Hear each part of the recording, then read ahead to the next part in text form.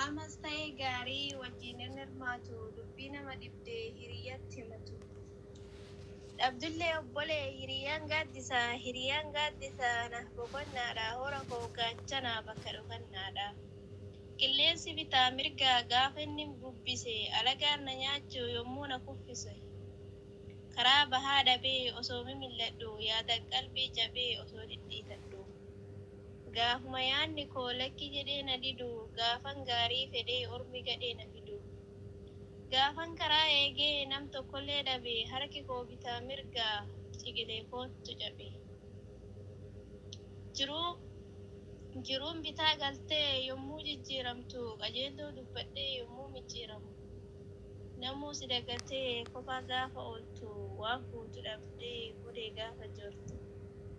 Jireenyi kee martuu gaafa ta'u qaawwaa dhukkuba kee malee gaafa dhabdu dawaa.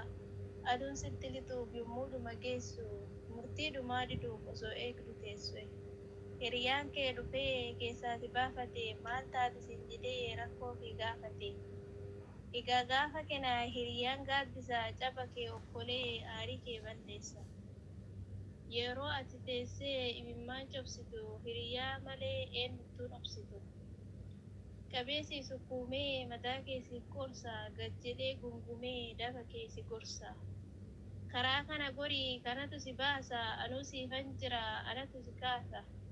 Jedhee si jabeessee rakkoo siif ba'a dubbatee sin kennu bakka yaade ga'a.